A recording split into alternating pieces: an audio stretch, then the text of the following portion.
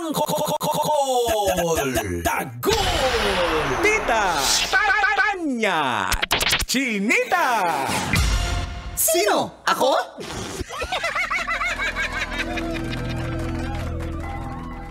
Maayong adlaw, Luzon, Visayas at Mindanao. Ako po si Manggas at ito ang Siko. Sino? Ako?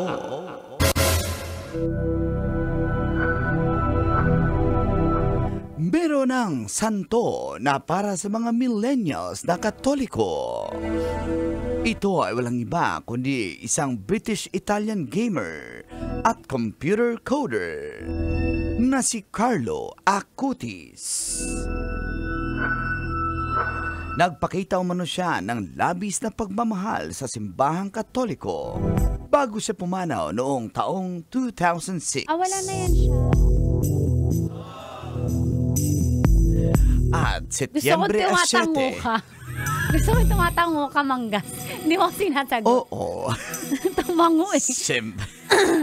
Setyembre 7 ngayong taon, opisyal siyang idineklara ng simbahan bilang isang ganap na santo at ang nag-preside ng kanyang canonization sa St. Carlo sa St. Peter's Basilica, Rome, Italy ay walang iba kundi ang Santo Papa na si Pope Leo XVI. Si Leo.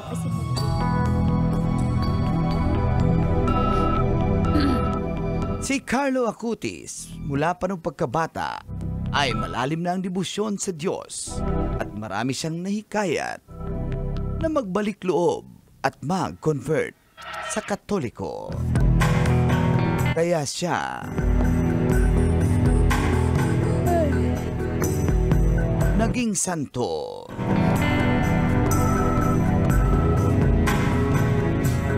Nagkaroon siya ng leukemia at dahil doon, yun ang dahilan ng kanyang pagpanaw sa edad na 15. Sa tingin mo, Kabisyo, kaya mo ba maging santo? Sino? Ako? Kailangan pa bang i-memorize yan? Ay, basic. Saint Canor. Wag nating Kaya gulisan. nga. Sinabi ko ba? Ano na lang? Uy, Mang Canor, hindi Pwede talaga. kang maging street. Yan. Pangalan ng street yung pangalan Mang mo. Canor Street. Oo nga, no? Street. Di ba may mga saint? Di ba may mga street sa Pilipinas na pinapangalan sa tao? Pwede yan. Yung kanto sa'yo, yung kanto ng Malate, mga ganyan. Palitan ko yung Malate. Oo. Papayag ba sila dyan? Hindi, mga Hindi sila kanto-kanto papayag, ka. mawawala sila. Pag... Oo. Pwede yan. Saint Canor Construction. Ganda. Pang ano? Pang-contractor. Flood control.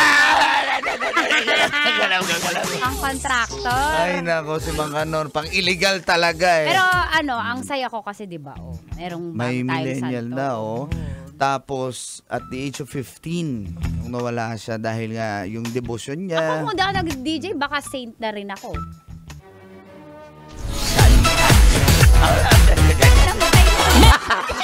Santanya. Di ba? Santanya Chinita. Okay, sige na lang.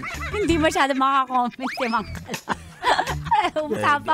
Usapang reliyon kasi. Hindi faith kasi, eh. hindi totoo naman. Hindi naman siya kailangan maging funny or comedy kasi Yeah. medyo yung ganyang mga to? usapan. Seryoso tayo dito. Medyo seryoso. Kaya sanay ako dito eh. Why? Sorry Lord, di ko napigilan. Nainis ako eh. Si Santanya kasi. Santanya, di ba? Ang ganda. Ako saint ako ng patron saint ako ng mga marurupok. Yan. Ako yung tatawagan nila para maging malakas yan sila. Hindi na sila maging, di ba? Para hindi na sila maging marupok. The patron saint of marurupok, di ba? Pag nafe-feel. Sabi ni Boyd, patron saint daw ng second chances. Mas maganda. Dahil mas gusto mo yung pakiramdam mo magiging marupok ka. Lapit ka sa akin, tatawagan niyo ako, di ba? Para hindi na maging marupok. Di ba? Pero kasi nung nagdasal kay Santanya, lalong naging marupok. Nagbalik! Galaw ka! Pero yung yung pagiging santo, hindi po siya madali. Well, pangarap mo Hindi maging talaga. santo. Kasi, Para canonize ka, 'di ba? Ibig sabihin nun yung proseso eh. Totoo Proseso yun na madaming parang sa Senado bago pumasa sa batas, talagang gigilingin na First matindi 3 sa days, sala. and Yes, totoo oo, the canonization. So, pero may chance naman if ever talagang nakita yung grabe yung pananampalataya Tayo, mo, wala na tayong debosyon. chance. Si Mang Kanor, si Angkol, wala na Ay, yan siya. excuse me. Si St. Agustin, napakamaldito ni St. Agustin. Pero anong nangyari? Naging santo. Kasi nagbago siya. St. Agustin, ladies and gentlemen, alamin nyo yan. Nagbago siya. Talagang mayaman siya. So, umaasa ka si Angkol. Umaasa si Angkol. Hindi, Kung okay na sakali yan, ikaw, Kol, ikaw, patron saint of ano ka? Of mga pagbabago. Mga pray boys, yung pray boys, magdadasal tama, talaga. tama, Kasi tama. minsan nakalimutan mo na magdasal. Correct. Lalo na pag may natanggap kang blessing. Hindi ka Parang, nagte-thank you. Oo, hindi ka lang nag-thank you sa Panginoon. Pero nung humihingi ka, grabe Ayan. yung dasal mo. Kaya, patron saint ng pray boys. Sige. Talaga. Aray ko. Ayan. Tinamaan ka ng kidlat? Tinamaan ako pero ang kidlat yung umiwas. Baka na masira siya. Pero yung pagiging santo, yung iba naman nagpakasanto-santo. Ano yun? Galing sa simbahan, pag-uwi na nyismis, pag-uwi na nanira. Santo ba tawag doon? Oh, parang, yun nga, parang ganito, oh. Banal na aso! Ayan. Santong nagpakakabayo. Pagkasanto-santo yan. Santo kabayo. diba? Oo, diba? Sabi nung kabayo. Sabi ng aso. Sabi Iba ko, na. Sandali. Asan na ba yun? Ayan. Alin. Umihi sa gulong? Yung aso? Yung kabayo? Grabe, ano na? Ano? Hila-hila niya yung kalesa niya. Nung kabayo? Yung aso.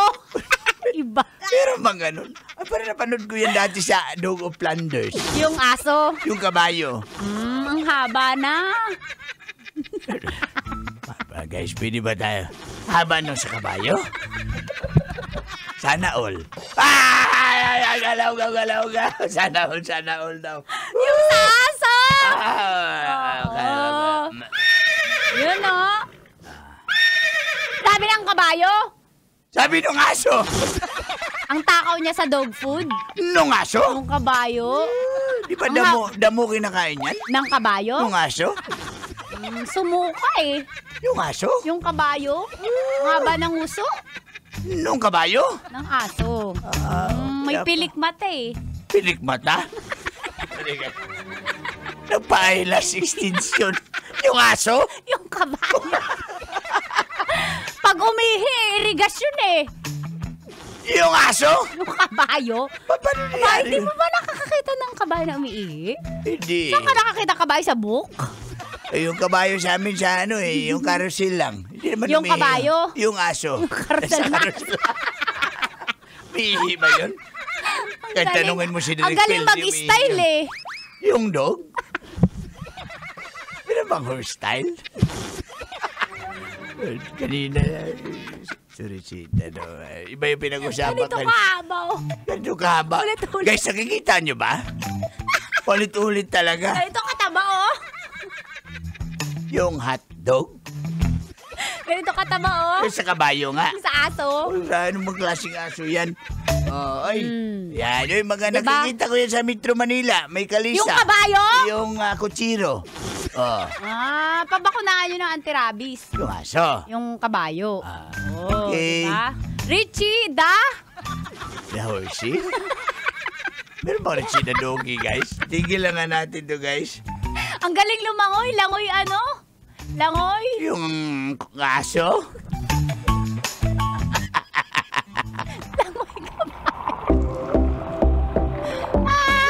May parada.